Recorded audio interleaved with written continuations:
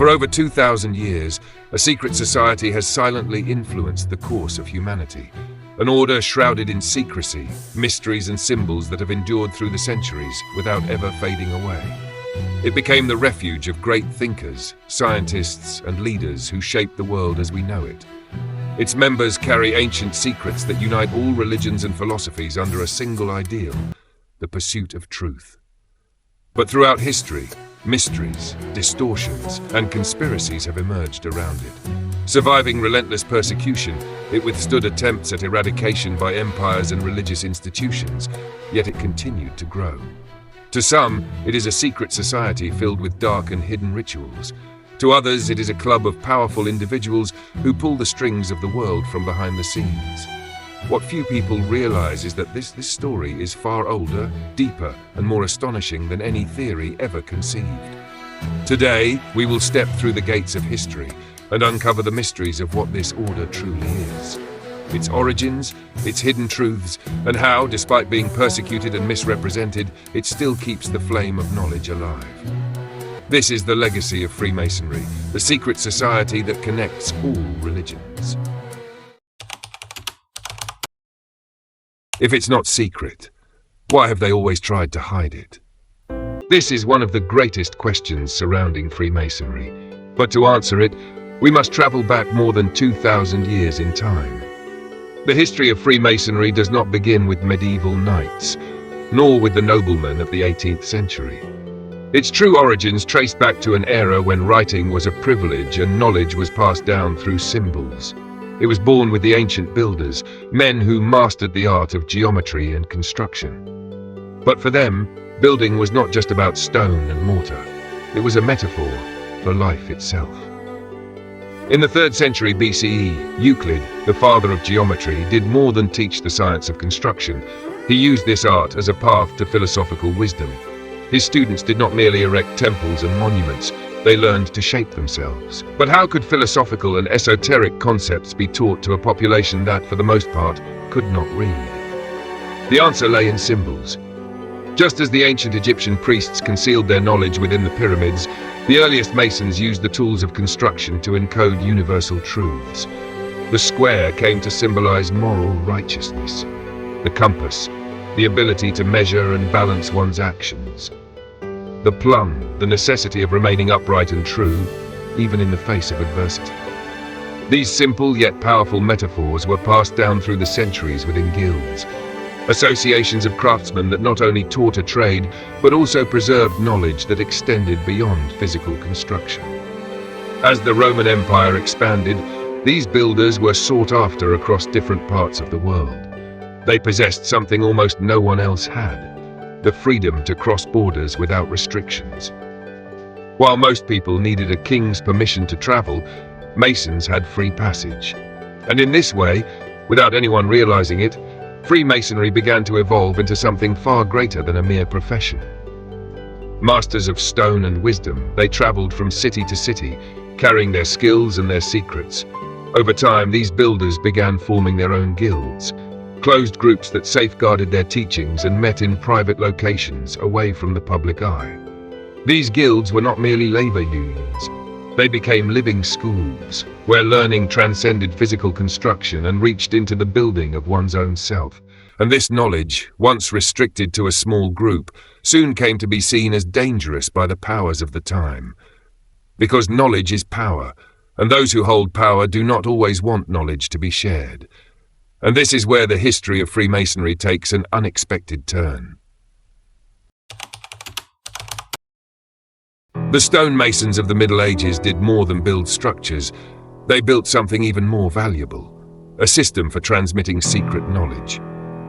Through symbols and allegories, they preserved teachings that went beyond the art of construction: philosophical, mathematical, scientific, and spiritual wisdom shared only with those deemed worthy.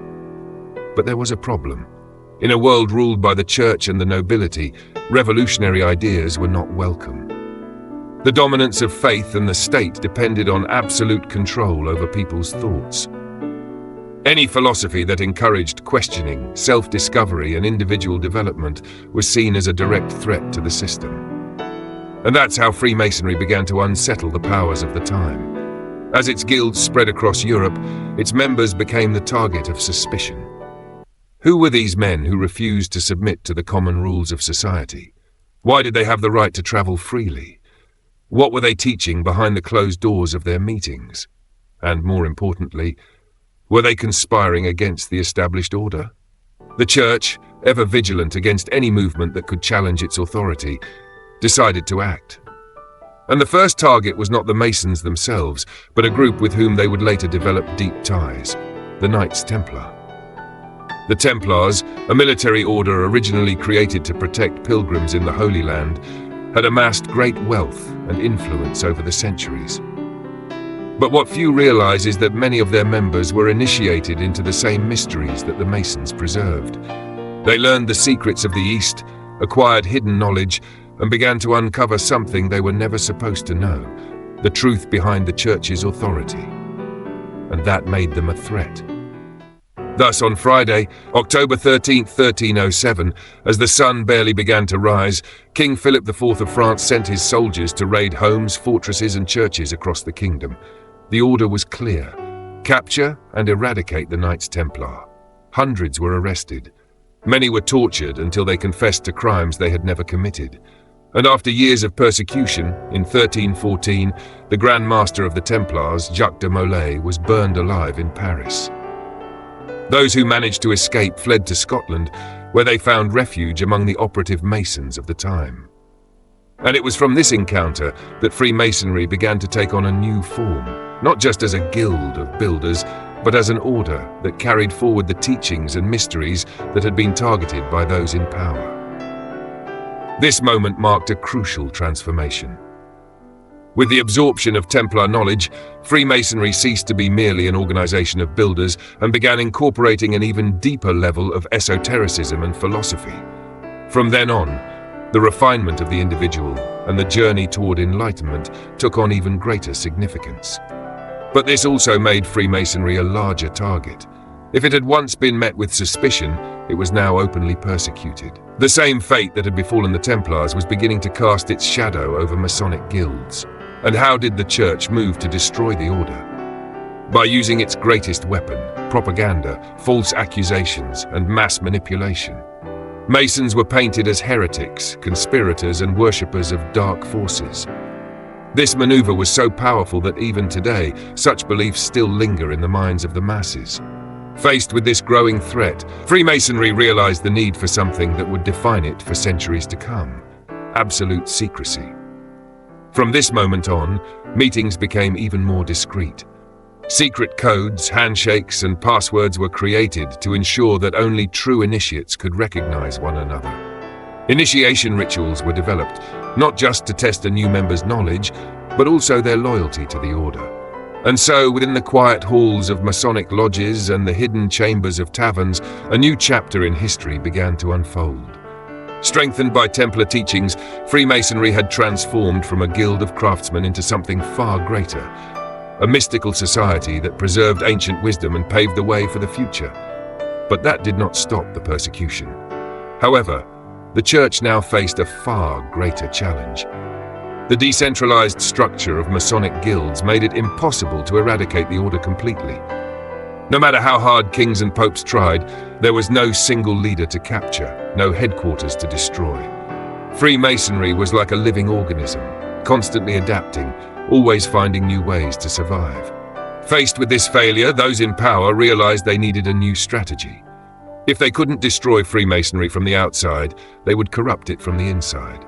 And so, a devastating, insidious, and highly effective plan was set into motion. The plan to destroy Freemasonry would not rely on force, nor on royal decrees or papal bulls. Those methods had already failed in the past. This time, the strategy was far more sophisticated. To change Freemasonry from within, corrupt its values, and transform the fraternity into something entirely different from what it had always been.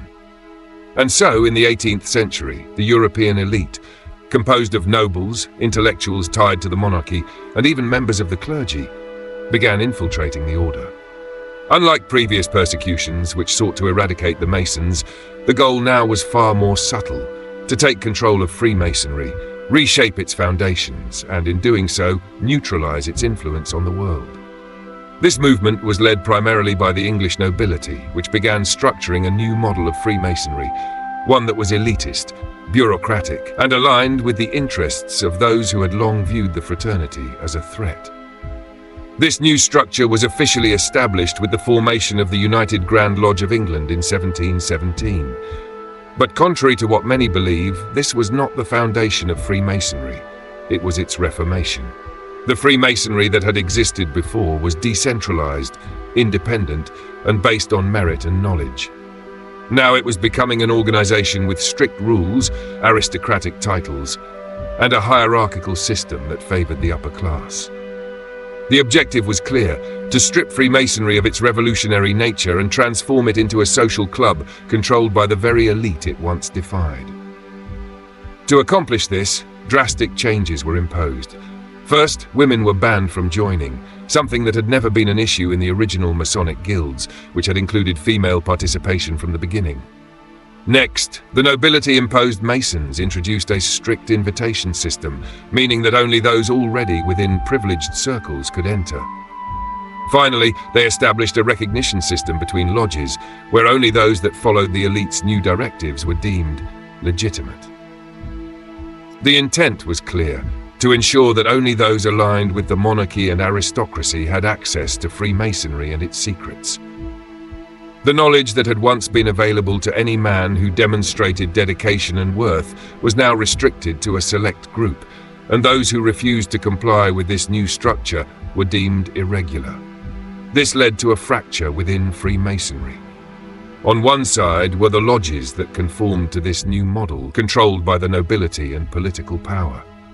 On the other were the independent orders, which rejected these impositions and remained committed to preserving the original Masonic knowledge. This division still exists today. Many Masonic lodges continue to operate under the elitist structure imposed in the 18th century, functioning as exclusive clubs where genuine knowledge has been replaced by empty formalities and rituals devoid of deeper understanding. Meanwhile, independent Masonic orders still endure, protecting and passing down the true teachings to those who genuinely seek to understand the real purpose of Freemasonry. But anyone who believes that Freemasonry has lost its essence or its capacity for transformation could not be more mistaken. After all, history has shown that, throughout the centuries, many of the greatest minds and pivotal events that shaped the world as we know it were deeply influenced by Freemasonry. More than just a discrete society, Freemasonry has profoundly shaped the structure of the modern world. Its ideas influenced revolutions, governments, and even the way we understand freedom and justice. In the 18th century, while the nobility and the church tightened their grip on the people, a new intellectual movement began to spread: the Enlightenment. This movement championed the belief that knowledge should be based on reason and science, rather than on religious dogma or traditions imposed by those in power. But these ideas did not emerge out of nowhere. Inside Masonic lodges, intellectuals and philosophers had been discussing these concepts for centuries, refining the very thoughts that would eventually fuel the revolutions to come. It is no coincidence that many of the great Enlightenment thinkers, such as Voltaire and Montesquieu, were Freemasons. For them, reason was humanity's most powerful tool. And, contrary to what authoritarian regimes preached, freedom was not a privilege for the few. It was an inalienable right for all. But these ideas did not remain in the realm of theory. They manifested in real-world events, such as the French Revolution, where the famous slogan "Liberty, Equality and Fraternity" became a battle cry against absolutism, a concept that, not coincidentally, reflected Masonic principles. And this pattern repeated itself across the world. In North America, the fight for independence was led by men who were also Freemasons. George Washington, Benjamin Franklin, and many other founding fathers of the United States were active members of the fraternity. Even the United States Constitution bears unmistakable traces of Masonic philosophy, emphasizing the separation of powers, the right to self-determination, and the protection of individual liberties. Freemasonry has always been surrounded by secrets. Mysteries that have endured for centuries, stories that have challenged the powerful, and symbols that, for many, conceal knowledge lost to time. But what if the greatest secret of all isn't actually within Freemasonry itself? What if the real question isn't about the fraternity, but about us and the way we perceive the world? Because in the end, what Freemasonry has always done is challenge conventional thinking. It has taught that truth is not found in imposed dogmas, but in the journey of those who seek to understand it. It has shown that power does not belong to rulers, but to those who have the courage to question.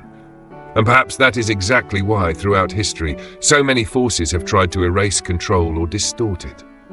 If Freemasonry has survived, it is because those within it never accepted absolute truths. They defied kings, questioned dogmas, and refused to live under the rule of ignorance. But what about us?